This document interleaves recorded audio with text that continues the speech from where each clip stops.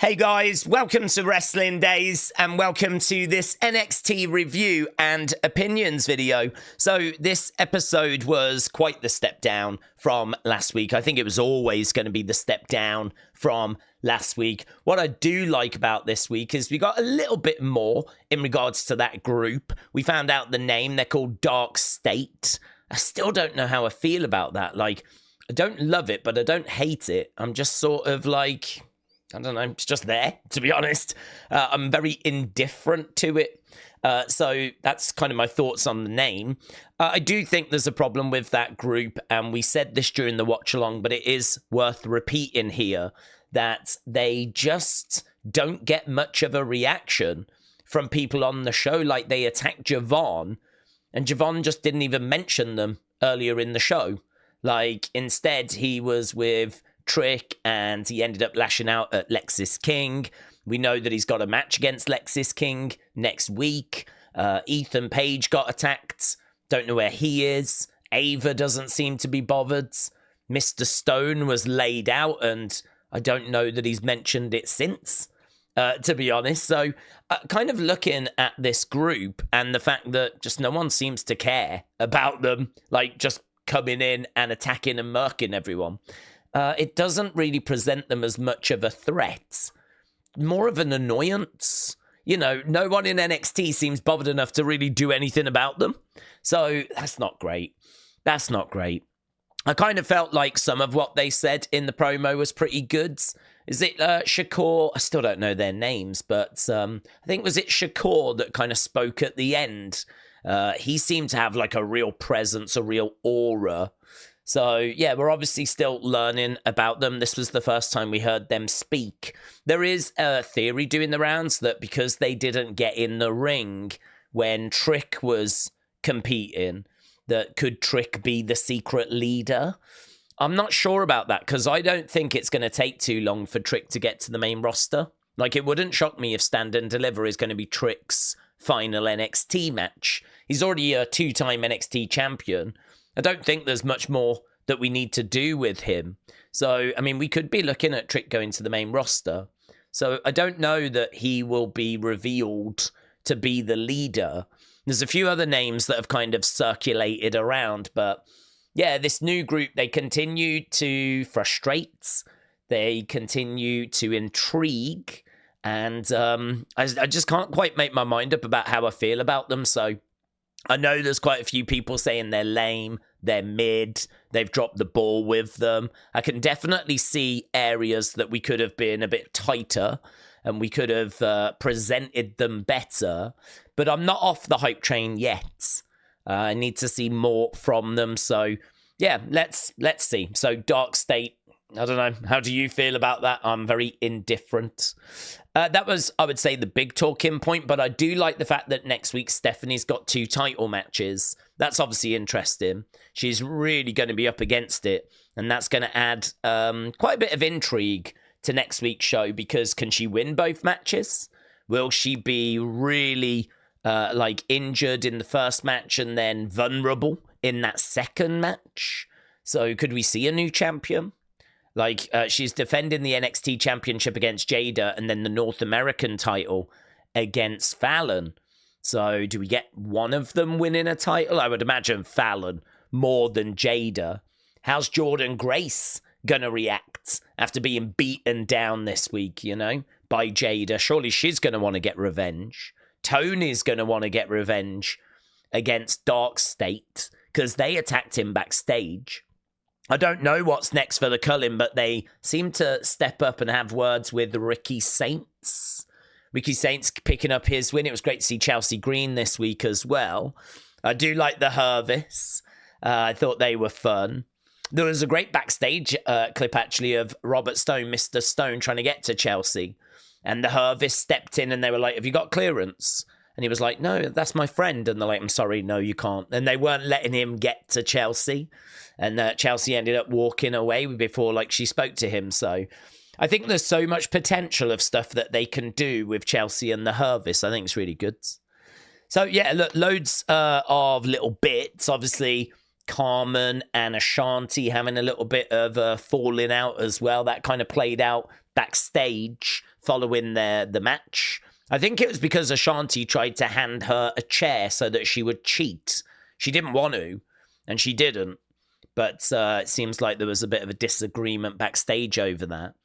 Where are we going with Javan and Trick? Where are we going with Trick and Oba? Lots of questions, but actually, like, you know, this show, it just couldn't reach the levels of last week. So there we go. Right, let's get into the match scores, and then let's get into your thoughts. My show score for this would probably be like a 6. Something along those lines. I don't think it was bad. I was entertained. I didn't find myself getting bored. But, yeah, well down on where we were last week. So we had Sol Ruca against Chelsea Green. You lot said that was great, 52%. The Culling against the Family was good, 97%. Jacy Jayne against Karmen Petrovic was good, 91%. Ricky Saints against Ridge Holland, good 97%. And then Trick Williams against Eddy Thorpe, underground match. Wish it had gone a bit longer. That was good 100%. So we had a great match. We had some high-end goods. Jacy against Karmen coming out as good 91%. So yeah, 6.25, somewhat along those lines for me. This, not a strong, well, it was fine. It was a fine episode of NXT, but compared to how NXT has been this year, I would say this was arguably one of the weaker episodes if you compare to just, you know, what a run NXT has been on. So I think we can all allow an off week or a week where we do really, like, you know, dip down, like, standards wise. And this felt like that to me. Right, let's get to your thoughts, though. Muggsy said it was good, but recent weeks were much better. Women's US title match was match of the night. I'm still waiting for that new group to do something significant. I get why they stood in the crowds tonight. I love Ricky, but geez, Ridge moves like it's on commercial break 24/7. He just can't pick up the pace. So 7 out of 10, Muggsy. Muggsy, shout out to you. Homer, shout out to you. Better than people rant videos. That's my hot take, says Homer. So Homer enjoyed it more than people rant videos. Shout out to you, buds. Taker 1990 said, NXT was great. Nothing can compare to last week, but I can't wait till next week. Stephanie 2 belts in action twice. Raw was decent. Cody Cena, Bianca, Io, Rhea are cooking. J Omega said, great matches tonight with great angles. Stephanie doing double duty next week will be great, which means we get it twice on one episode. Tag match I didn't care about. Do you know, I don't even know if I have a score for the tag match. That was Hank and Tank against Briggs and Inamura, wasn't it?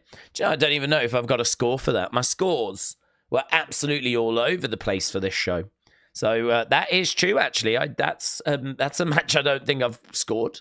So we might have to do an online poll for that one. I'll double check and see if I missed it. I might have done it and just not written it down. But yeah, it seems like you didn't care about it anyway. And I think I cared about it so little I didn't even do a poll. The new name for the Temu Shield is great. Main event was short but good. 6.7 for J Omega.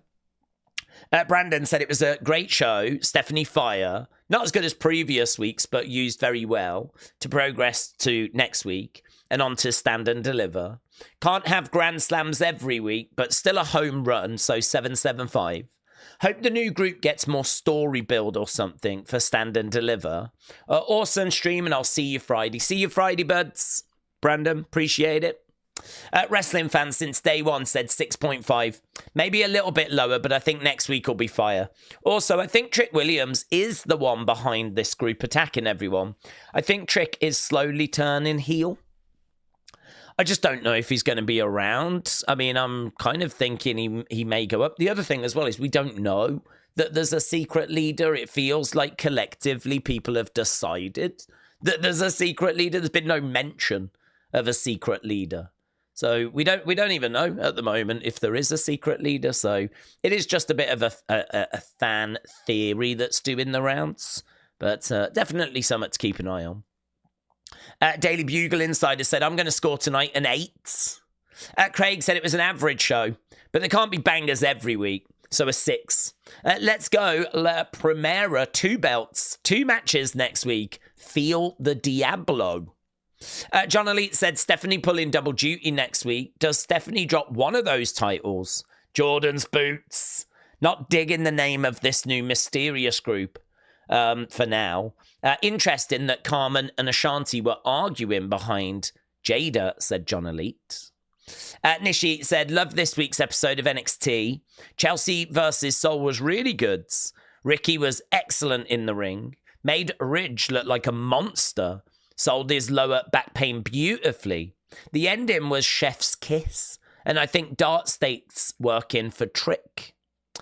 Larry said, hey Daze. Hey Larry. NXT was good. Matches were okay. The ending with the DARKSTATE not attacking, but seemingly watching the rest of NXT fight each other was weird, but good. I give it 6.5. See you for Evolve and SmackDown. Larry, see you later, buds. We do have our Evolve stream later, yeah. And finally, Vic, we had 17 comments, so we've been able to get through them quite quickly. Vic said, I'm going to go 6.5. It was a good show. I was thinking Stacks might get tired of being the underboss, and soon he'll want to take over. I really like this attitude from Trick, and the DARKSTATE promo was all right. I'm invested in them since they debuted at Vengeance Day. I was there live. Ah, right. That will help, won't it? If you've been there since they, started, I can see that being something that means you've got a little extra connection to them. I'm not off on them. I do think that there's been a few missteps with them. You know, they're very anti-NXT, but then they show up at Madison Square Garden with spotlights on them. Who's doing that? If they're very anti-NXT, but someone in the production truck seems to like them. And their music, was there music for them? I don't even know.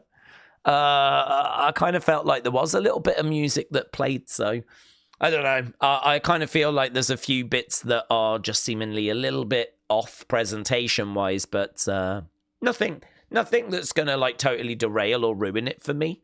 So on we go. And as people have said, next week looks like it's going to be really good with Stephanie getting 2 matches, having to defend both of her titles. So there we go. Let's go over to the scores. So here, what did you score? NXT and great 68%. All-time 5, good okay 24. I would personally be good okay. I think this is a step down from what we've seen in recent weeks, and I think that should be reflected in the poll. So for me, this would be good okay, but it seems like people still enjoyed the show anyway, so that's good.